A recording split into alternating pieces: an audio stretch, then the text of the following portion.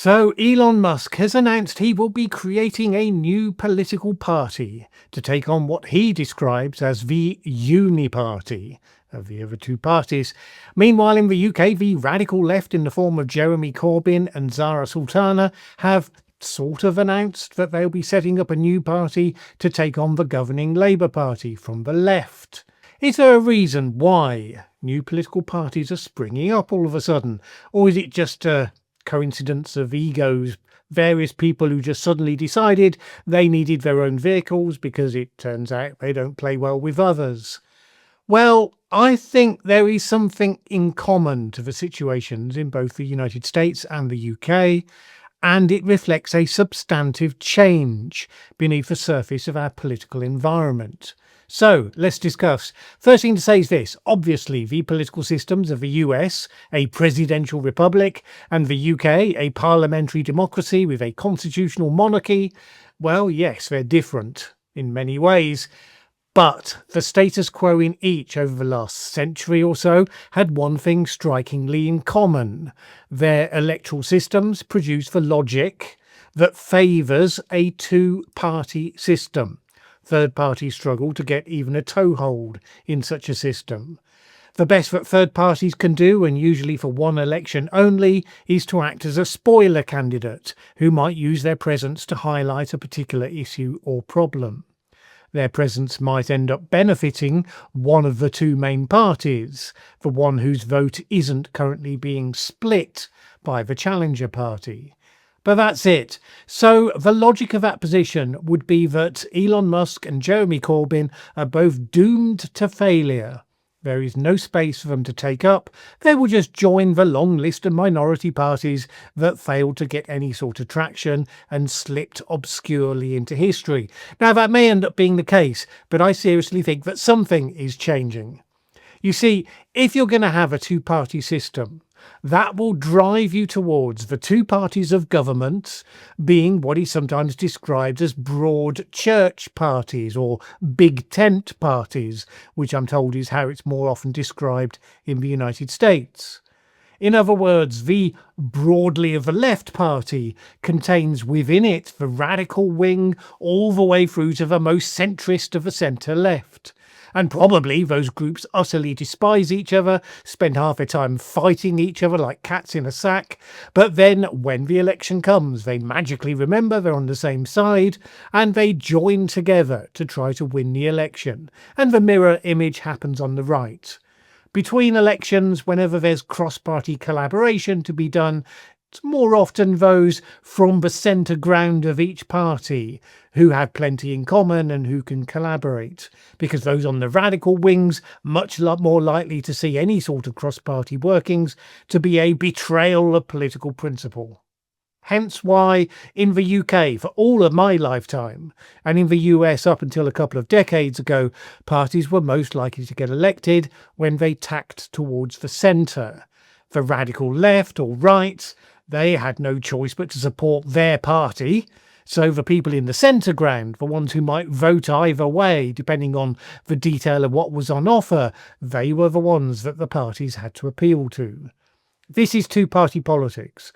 In order to govern, there is a degree of negotiation and compromise, and that happens between the factions inside the large parties. Now, in many European countries, they have a different system, but it achieves the same thing in practice.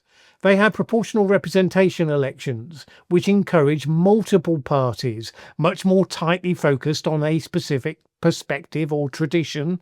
No one party ever gets a full majority. Every government, therefore, is a coalition. So in that case, the negotiation still happens. It happens after the election, in the process of coalition building between the parties.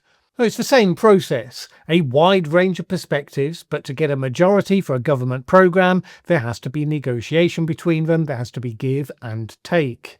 In those European countries, you can afford the luxury of voting exactly for the policies that are closest to your own beliefs, knowing that the more votes your party gets, the stronger will be that element of the programme in the new government coalition. But you also know it's not going to be the only thing in that coalition. And as for basic logic that drives politics, many layers go on top of that. There's all sorts of aberrations, but that's the bit that is based on the incentives created by the system.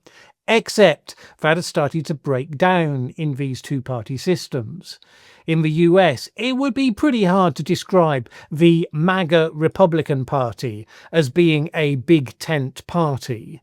Rather, a dominant radical wing has been empowered by a powerful populist moment, shall we say, to fully take over one of the two parties. It is now no longer a big tent, it's a radical fringe. It's driven all the others into exile or into quiescence, and it just happens to currently be running the country. Now, you can argue about what is or what isn't happening on the other political side. Party activists on the MAGA end have argued for years that the Democrats have been taken over by their radical wing. For our purposes, it actually really doesn't matter whether that's true or not.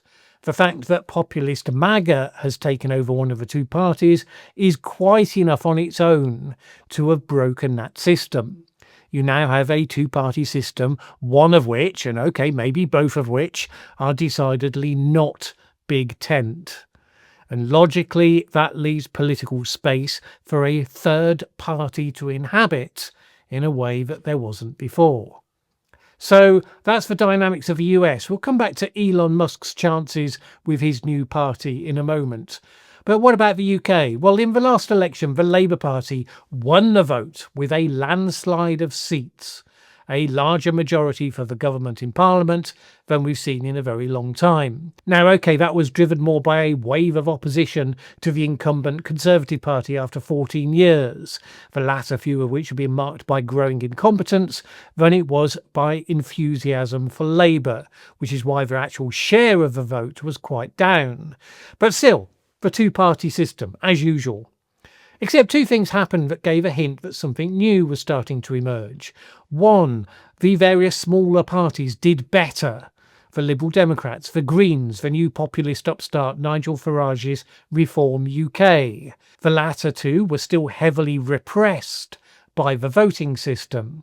But they got a handful of MPs each, and even that counts as a real breakthrough with the first past the post system in the UK. And secondly, one of those two, Reform UK, successfully positioned itself as aiming to replace one of the two big parties, the losing Conservatives. So rather than challenging the two-party system, Farage was pitching to join it by displacing one of the existing halves, in the same way that the Labour Party had once displaced the old Liberal Party about a century ago, because the Liberals were once seen as the natural party of government. And in so doing, Reform UK was kind of cosplaying MAGA, riding the same populist wave, depending on the fact that many of the things that do well in the US are reflected, or you could say infect, attitudes and actions in the UK. And now they are riding high in the polls. They have the most support of any party, even though they are still a tiny challenger party in terms of parliamentary representation. And the point is, like MAGA, they are not trying to be a broad church party. They inhabit the same populist space and believe that the UK system is seen by the population as just as broken as the American one. So they assume people are ready to elect the disruptors to tear that system apart. Now, you may have noticed we started this video by referencing Jeremy Corbyn's apparently planned new left-wing party. Now suddenly we're talking about Reform UK. And that's because this depends on what sort of change is happening in the UK. If Reform UK successfully replaces the Conservatives and turns Britain's two-party system into a two-party system where you have MAGA right versus broad church left, then you have one sort of revolution. And in that world, Corbyn's enterprise fails quickly, because the usual brutal two-party logic will continue to apply. The left vote of all flavours will coalesce behind Labour, because if the alternative is a majority reform government, they would all see that as much more damaging. And in that world, the Conservative Party would become a rump party. The hardliners would defect to Reform UK, the centrists would move to the Liberal Democrats or to Labour, the choice depending on whether they wanted to be in government again or not. The alternative change is that we transform from a two-party system to a multi-party system. And that would be even though the logic of the electoral process will still be pushing the other way. But if one of the main parties, Reform UK, refuses to follow the broad church logic, and the other party, Labour, turns out to have been so obnoxious to its radicals in government that they flee to Corbyn's new party or to the Greens or wherever, then you might, for a period anyway, start to get coalition governments. So that's the dynamics for change in the two places. What you won't get, I think, will be Elon Musk creating a new party and seeing it triumphantly sweeping to power in the next election. And nor can I conceive that Reform UK would be managing that in the next election there. Firstly, because new parties are not competent. And this is why, in the short term, they fail. Politics may look easy, but really it's not. Elon Musk dived into MAGA politics, lecturing the political leaders of the UK and Germany, amongst others, while diving into the federal institutions as though they were playthings for him to toy around with, and he was astonishingly incompetent at all of it. And it's why he would be the very last person to be able to make a genuine third party happen in the US. First of all, look at where the political space has opened up. Arguably, it is in the centre-right ground that MAGA voluntarily vacated. Pro-institutions, pro-due process, pro-science, pro-rule of law, pro-international responsibility. And all of those things done in a way that is drawing from the conservative political tradition, which has nothing inherent to it to make it susceptible to conspiracy theorist thinking and science denialism, whatever recent events might seem to suggest. But Elon Musk's main position, based on his statements, the foreign parties he's promoted, the social media posts he's amplified, is that he is MAGA in every way, except that the US should be bringing down the deficit. Shredding the institutions? Well, he was the one leading the charge on that. Arresting people who have positions you disagree with, yet totally fine with that, at least based on his tweets. Aggressive and isolationist foreign policy, yes again, based on his social media activity. But cut more programs, more entitlements, and hence bring down the deficit. The only way that could work would be if he was actually following the Nigel Farage playbook, and the aim was to take over one of the two main parties. But in Farage's case, he was targeting the tired old clapped-out government of the previous 14 years that was already collapsing in on itself after a period of incompetence and infighting. Whereas in Elon Musk's case, he's taking on MAGA at the most powerful point it has ever been. Well, he won't peel away the tech bros with that offer. He won't peel away the big donors, nor will he attract the centrist Republicans who are the most alienated from the Trumpist revolution. Add to that his political naivete, propensity to play badly with others, and his lack of any sort of political vision for what this party is going to achieve in the world, and also the fact that he can't stand for president himself, since he's obviously not US born and bred. Two things can be true at the same time. Yes, the US system really does seem to be broken, and yes, the opportunity exists for a third force to arise and restore the logical spread of political policy. And no, Elon Musk's initiative has zero chance of being the catalyst for that happening. In the UK, the biggest disaster, frankly, would be if a population were fooled in the short term to accept Reform UK as the new Conservative Party, to slot them into the two-party system from a standing start. And whether you agree with their policies isn't the point. New parties, I repeat, are not competent. Reform UK is, like all new parties, awash with crazies, for all that Farage is indeed seeking to weed them out.